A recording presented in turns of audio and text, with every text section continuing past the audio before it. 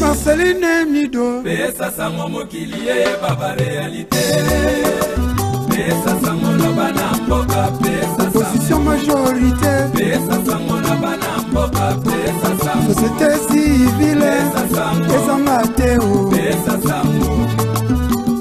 sango na bana mboka Pesa sango combattant ba résistant Pesa sango mokilie baba réalité Pesa sango na bana mboka Pesa fonctionnaire à l'état Pesa sango na bana mboka Pesa Marceline Mido Pesa sango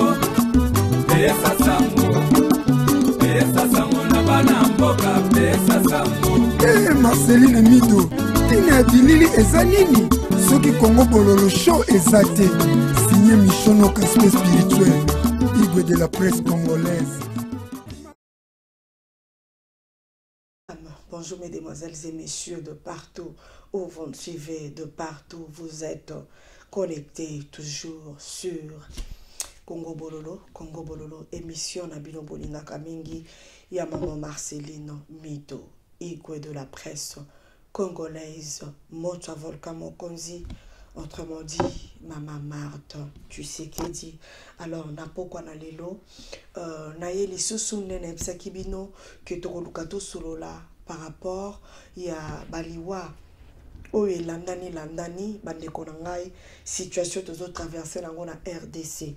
Na utaki kosa la première émission, on a expliqué bino, complot nini, bande konabiso, oyo, na tangaki ba Congo, complot au bandeko na biso basali complot moko ya makasi contre le président Félix Tshisekedi Tshilombo, un complot contre le peuple congolais. Bon bandeko oyo natanga ki bakombo ba papa Honoré Ngwanda ba Fayulu Dirkabi ya Kabila et les autres complot wana bazo sala parrain na bango nani nani oyo moto ya Kofi Annan Mo Ibrahim Oyo azali co-représenté fondation ya Kofi Annan. Donc souci na bango ezali pona ba intérêt na bango. Souci na bango ezali te pona peuple congolais. Yango na bandeko okomona muta bandili kambu aboyi na ye asangana pour intérêt peuple yazo bunda pour intérêt personnel. Alors biso to refanda te to bana na bango te to za bana ya mikete po to talaka bakambu ezolika. Peuple congolais place ozali to comme se protéger. Yozo protéger nga na o protéger yo. Ko pesa confiance na ba politicien te. Ko pesa confiance na ba politicien te. Lelo so pe bakomi bakonzi ba occuper binote. Lelo so pe bakomi bakozi bozana bino eloko bokote. Bozomona bokozana bino eloko bokote bunda oye bandenge nini obundela mboka na ona bosolo okele ko investir okele ko luka osala eloko ndenge bandeko na biso ya RCK papa na biso Martin Salina mama Blondine bandeko na ngano so RCK ba comprendre vision ba kiti la Congo ba koti la politique yozo bunda na libanda ozotika Congo na banani botiki Congo na banani biso totale la bango na musika non bandeko na ngai tozala sur place tobunda sur place yango wana bandeko na koluka na chela bino video ya ndeko na biso moko oyo azali congolais te boyoka makambo alobi comme ça tokosolola na bino mai nini na eli bino na pokwa na lelo na pokwa na lelo nazosala siko continuité ya makambo nini oyo eleki na liwa ya papa na biso Delphin Kaimbi liwa ya Léon Lukaku. Avant tokoma na baliwa na bango eloko nini elaki bango makambo nini ekomaki na bino bato tango nyonso tozolela Félix azo livrer te Félix livrer Kabila Félix ozo lia na bandoki o babomi papa na yo o baso bomelo bandeko Félix bato nyonso bazolela na kombo ya président Félix soko lingito yo kanana yo tika bato oyo pourquoi ke kosala coalition na bango lelo na yo ki bato ya FCC balobi balingi basala netike président Félix Boutazo éliminer bato oyo to balingi balatisa e bapota e buzo baneto lobaka na lingala or bayebi ke bango mutu bazosala ba élimination oyo problème ezali nini? Problème ezali na bandi kotanga. Le président honoraire Joseph Kabila a reçu dans moins de 2 semaines les représentants de l'Union africaine, du Royaume-Uni et des États-Unis. Des visites rappelant sans doute celle de Bill Richardson sous Joseph Désiré Mobutu. Babi ba visite oyo ezo rappelé biso ndenge Bill Richardson oyo tango ya Mobutu ba message bango bayaka moment oyo balingi basilana na yo ndoko mona bamvoyer oyo bayaka. Donc ezo rappelé selon l'histoire ndenge salamaki na Mobutu to mona ki Bill oyo ayaki pona kopesa Mobutu avertissement ya suka. Voilà, sous Joseph Désiré Mobutu et de Madeleine Albright sous Laurent Désiré Kabila. Ndenge moko tomona ki pe Madeleine Albright yepe akenaki kopesa pe liloba ya suka et pa Désiré Kabila. Bato bayaka pamba te. So bakobi komona yo kobosala bango moto pasi bakoya bapesi yo message ya suka. Kabila comprendre, Kabila zo sala nini yekutu ameki ko négocier. Kabila kuta zo jouer à la moins intelligence mokie nenga amekeki kosolola na Félix ke papa tikangai tala boye ndenge moko ameki kosolola na bango na kimia. Soko tali ata ba photo ndenge bakangi na ba Peter Pam okomona donc body language de tout en anglais omoni bon babi donc regardez mon regard so yezarani premier regard na deuxième regard voilà. Un seul point à l'ordre, un seul point à l'ordre du jour de leur conversation, mettre la pression sur l'ancien président congolais afin qu'il ne puisse plus mettre les bâtons dans les roues de Félix Tshisekedi, son successeur. Balobi, okoki kocha lisusu ba bâton nanzelate kocha comme obstacle à Félix Tshisekedi. Faites attention. Faites attention Kabila tozota na yo komona biso ba petit mikiete ba ekopesa ye avertissement yasuka. En premier lieu, Kabila reçoit le chargé d'affaires de la Grande-Bretagne en RDC, Paul Ackworth, comme on peut comprendre les en anglais, le 14 février, puis Peter Pam, l'envoyé spécial des États-Unis dans la région de Grand Lac le lendemain. Lelo à recevoir Paul Ackworth, Lobinango à recevoir Peter Pam. Et le lundi, c'était au tour de Smaïl Chergui. Donc, Lobinango lisusu lundi, Ayambi Smaïl Oyu.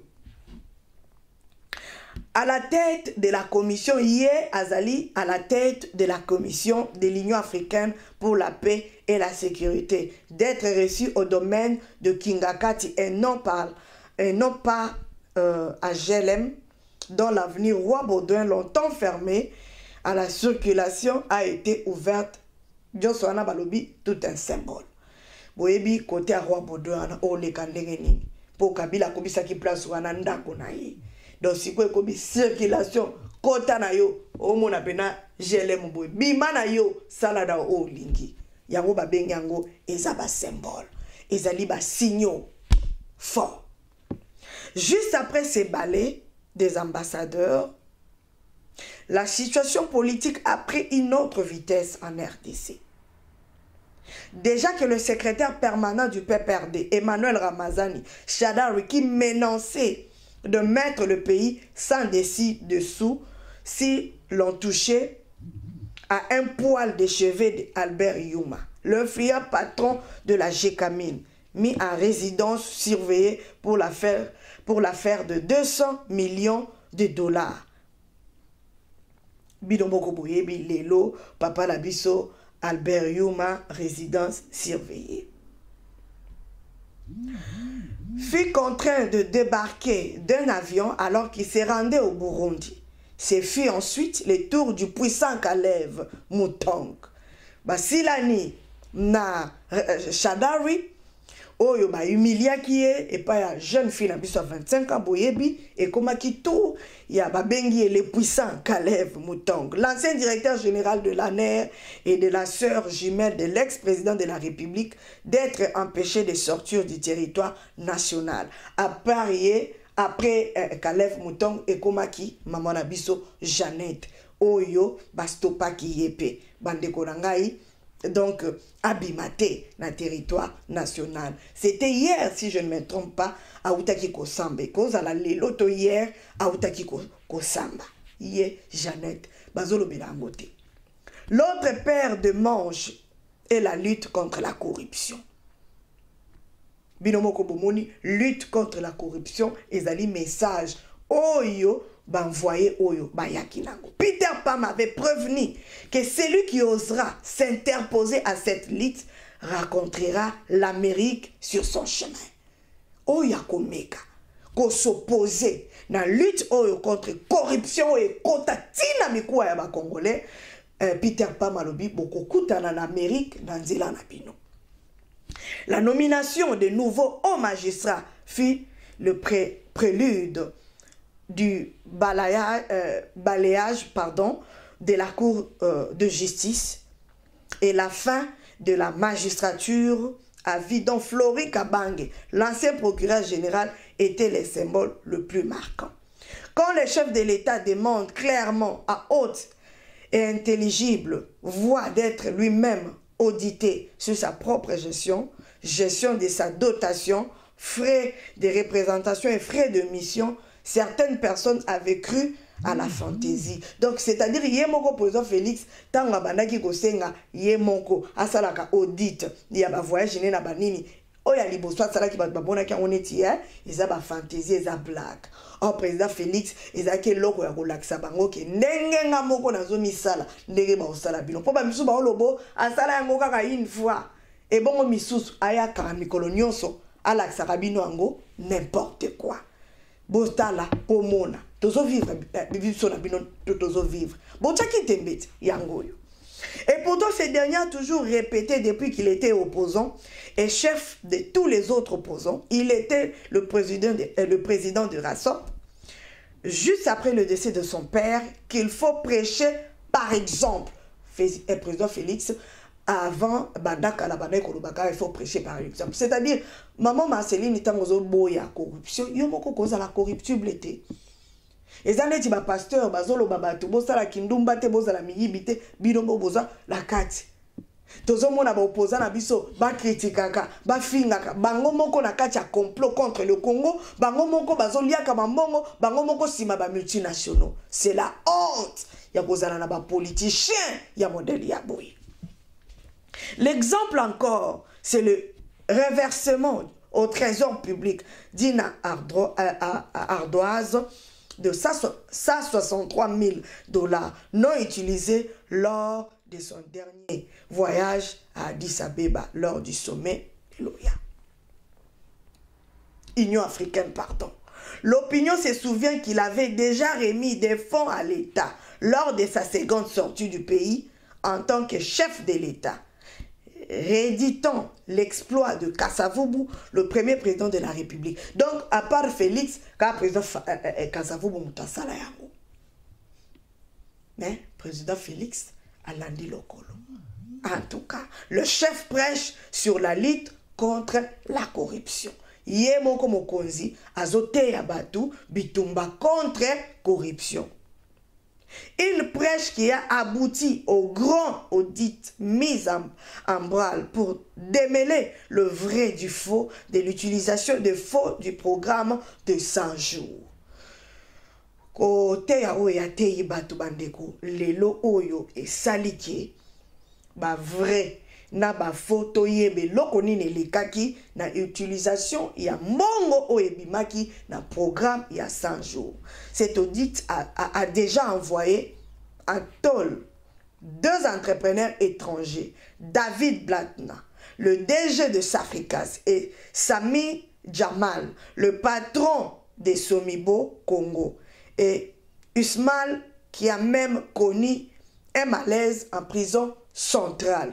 boyoki bakombo oyo David oyo entrepreneur étranger oyo bayeli biso awawa njoka batu ya biyibi ya haut niveau bo bapesi bino makambo 100 jours bo sali na bino corruption bo lié na bino mbongo à l'état bo kanisa ki ngo période akabila ndenge bo misana ko la koyiba mais beko bandeko balobi moko na bango nani Usmal oyo yekuta zwina malaise donc mundela a sentir béton na kati sikoyo ya prison malaise ya kosakana te bazondima te mais bato mbongo akosakana te ba réduire bango à 0 bayoki 100 solo ya prison ndenge zalaka.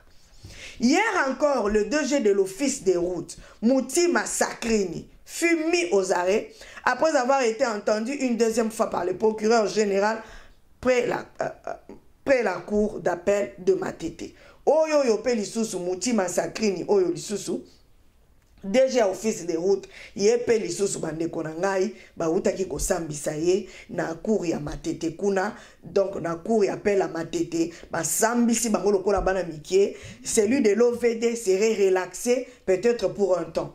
Oyo ya OVD batikie pona kaka un temps akozonga lisusu pona kosamba batala so bakokanga ye ou pas. Il faut noter dans le même registre d'audition du DG du Fonds de promotion pour l'industrie FPI, Patrice Kitebi Kibolo Mvoul, par le parquet général près la cour d'appel de Matete, sur réquisition du procureur, il a passé toute l'après-midi à répondre du comment de la gestion des fonds de ces programmes dont ce service était l'un des pourvoyeurs. Na oyo yo lisusu bandeko na ngai donc mulongo eza mulai na otangela bino bakombo bino peut-être bozoye baka ya mabindele tata Okitebi Kibolo oyo yepe lisusu bandeko na ngai aza ko samba lokola mwana muke bandeko bakanga ye après mudi mobimba. Heureusement pour lui, il a été relaxé. Peut-être pour un temps également. Yepe ba yoki ye batiki ye. Mais côté kabalobite kamatiki bangonyo so bazana ba liberté provisoire parce que l'enquête ils ont continué et puis bazana droit ya kobima Congo te bo sakanaka na fachi béton. Et tout cela sur fond de la suspension du général Kaimbi Delphin, le numéro 1 du renseignement militaire, et son remplacement par le général Madiango. Oya wuchi kokufo ba suspendaki. Pourquoi ba suspendre pour na makambo na ucholo belabino na première émission. Il sera encore entendu par le Conseil national de sécurité ce vendredi. Lokola ba eba kike ba ko entendre ye vendredi ba ndeko na ngai na tongo ba éliminer papa na biso oyo Delphin Kaimbi. C'est sulfureux. Général risque gros au vu de graves accusations de violation de droits de l'homme dont il fait l'objet. Ida Sawa de Human Rights Watch ainsi que l'ambassadeur des États-Unis d'Amérique, Mike Hammer, envoyé spécial des États-Unis pour la région de Grand Lac, Peter Pham et même le sous-secrétaire américain aux affaires africaines, Tibor Nagy, se réjouissent de cette décision et attendent plus du gouvernement congolais. Donc, Peter Pham, Mike Ama Oyo, baza très content na makambo oyo, bazo zela ya koleka oyo. Donc, bazo mona ke non, musala et bandi ndenge président Félix Ebisa Kibiso que année oyo ya action. Ah, peuple congolais. Pourquoi ozo kabiyoka yoka? Pourquoi oza kondimate? Ozo yoka ba mama, ozo yoka tozo bomana entre biso. Ba neti ba information nazo pesa boy. Yoko ya na fanatisme te obanda ko luka ko finga to nini? Fanda kimia. Bandana nukutala. Po biso na bino ba politicien ngo bolia nini na kati. Tolia nini poto kufela bango. Ngana oto obomana pona nini? Peuple congolais. La nomination des mandataires publics Fachi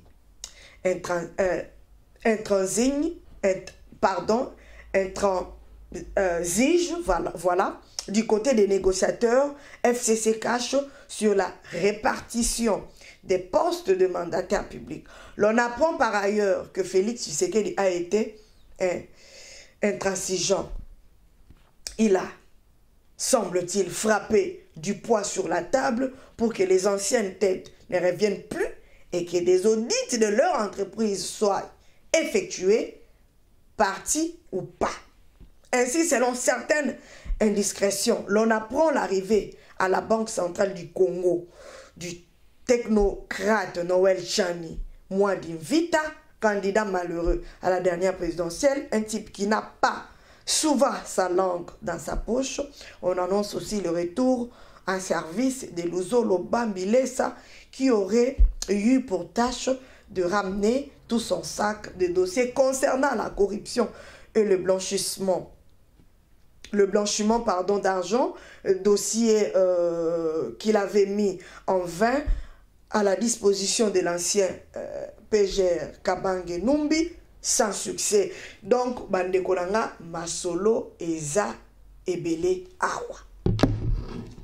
Bolimbisa bandeko, binomoko bomoni, président Félix abeti liboko alobi, il faut komeka kolandela, kosala ba audit, mbongo ekendaki wapi, mbongo elekelaki wapi, po akoki kotika boyete. Bino batu bobelelaki, aboyi kofuine, siko oizo salamo, eza kofuine te peuple congolais. Pourquoi bolingi président Félix alobaka langage na bino ba combattant, alobaka langage na bino ba résistant, alobaka langage na bino bato boyebi politique te, bino bato boyaka kaka na ba YouTube na ba Facebook, makambu ya sérieux oleka na politique boyebi yango te. Bandeko, voilà, ça commence à viendre ndenge kana sekisaka bino. Bandeko, après avoir bandeko ona uti kotangela bino kombo ba envoyer oyo ba keina Congo. Ba bendi matoi. Ba biso président Félix. Yo solola ki la biso lobike trop c'est trop. Musala na yo sala yango tozotala. Félix abandi ko frapper. Félix abandi ko frapper. Azali ko frapper. Balobi Peter Pam et les autres très contents par Musalo Bamoni président Félix abandi.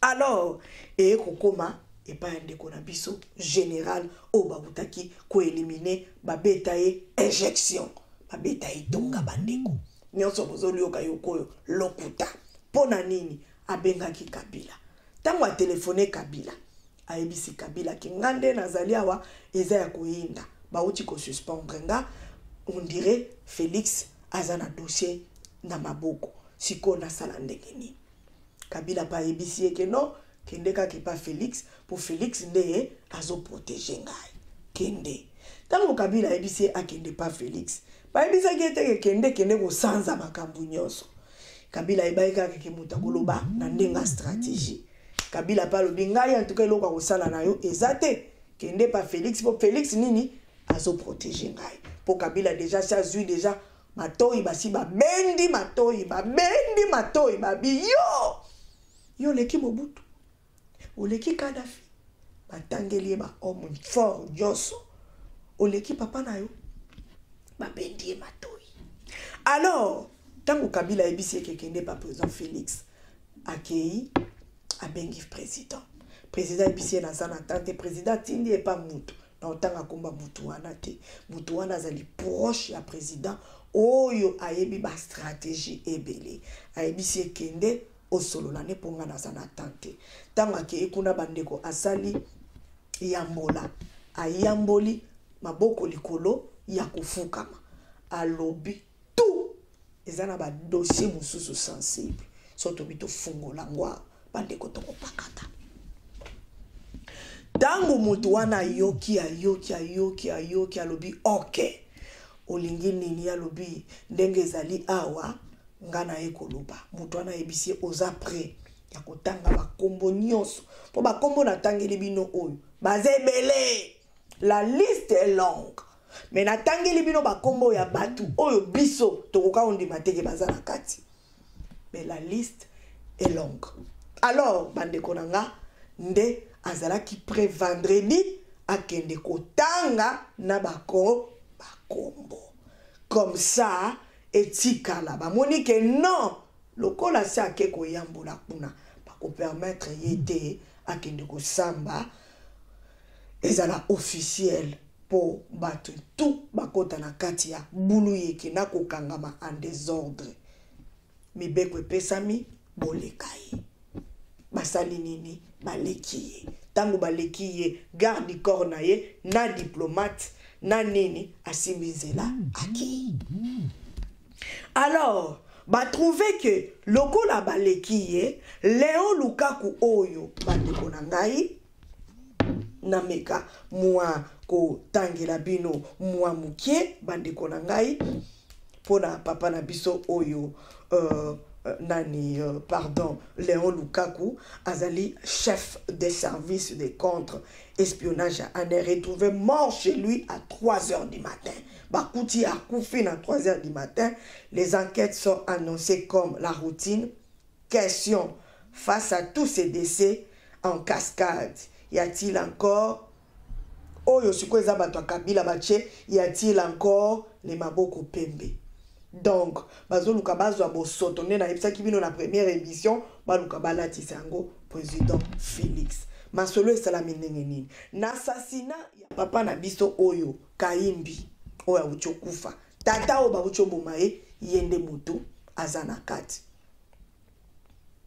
Mutu atindaki ye mulongo eza mulai en commençant par Kalev. Baza ebele bandeko. Yoka bakombo batangeli biso.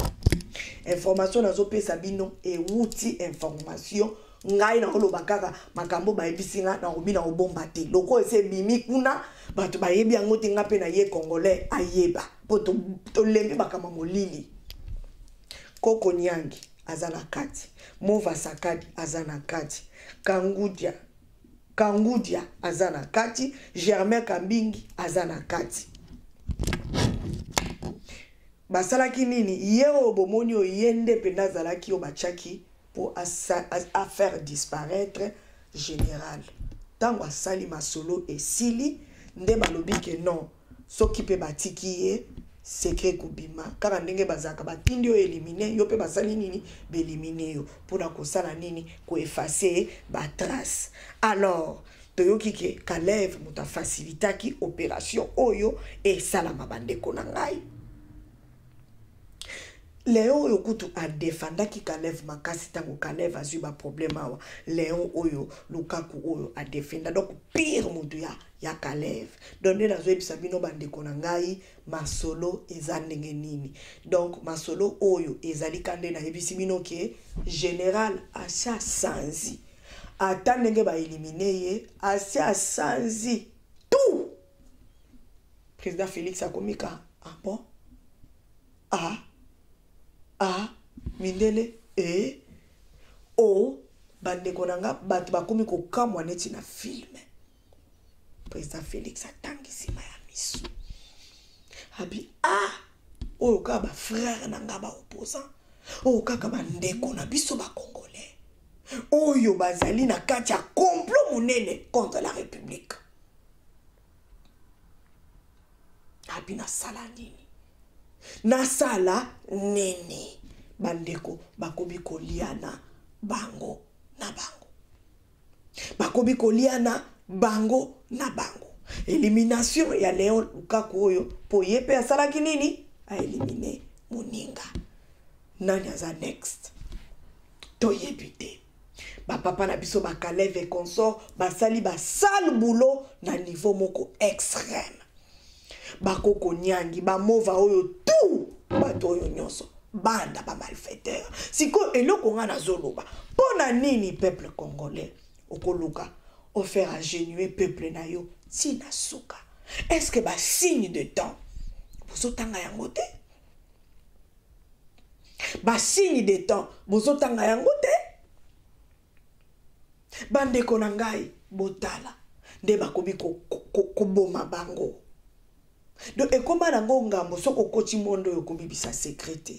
Bongo secret nini batamaka libela na libela. Balobelo komoko batamaka na se amoyeza te. Mindele kutu baloba le mur des oreilles. Bandeko na ngai. Alors bandeko makambo na ngina ebisa bino na suki nanu awa na mukolo ya lelo. Ba commentaire à kosaliza te, bo s'adhérer, bo partager émission et puis bo like. Bandeko bo supporter émission na biso netolbaki to bandope sabino ba preuve à l'appui, tozope sabino ba image toza les studio na biso ya kitoko makasi. Pourquoi pe na kini toke no fungola chaîne na biso biloko batu ba bangaka koloba iko de la presse alobaka ngo ouvertement et loko batu ba lukaka ba mécanisme nini ya kobongisa biso tozo dénoncer yango. Voilà le complot au basalaki pour la peuple congolais tango ba moni général abimisi ba sekalubi mukumbango ya nini yango babito kotika yote batindi Léon Lukaku akende kosala musala asali musala babiyo pe tokotika yote toyebite next azanani yango to ekobimisa ngo na poisa po batebele bazana ba question bazomituna eza du ya quoi bosi boyoki complot eza muneni makambo mususu tokoloba te tosuki aw. Alors tozana un seul rendez-vous le 9 mai. Un rendez-vous à ne pas manquer. Le 9 mai, Bandeko, Tozana rendez-vous Mounene, le mouvement des leaders fascistes pour le développement. Oh, Yezana Maman Alpha. Alpha Ilunga, Tozalina Maman Marianne Ilunga, Tozalina Maman Viviane, pasteur Viviane, Nam Papa Pierrot que j'aime beaucoup, Tozana Pasteur Joël Longo, Tozana Maître Chico Mwamba, Maître Mohamed Engambe, Tozalina Papa André, tozalina papa na biso Victor Bumba, tozalina mama nangai Ruth Ngalula, tozalina mama Albertine Ngalula, tozana mama Hortense, tozana mama Odette Kabambi, tozana mama Élysée, yeto benga ke bulldozer, tozana basi ya makasi, tozana basi mamuchanda chandalei, oyo aute ko fêter 60 ans, tozana mama Yvette, mwasi Mbenga, tozana mama na biso Annie bango ba mama Croydon, mama mapasa mwambu wetu, ba mama o ba fandisi mouvement oyo ekende liboso.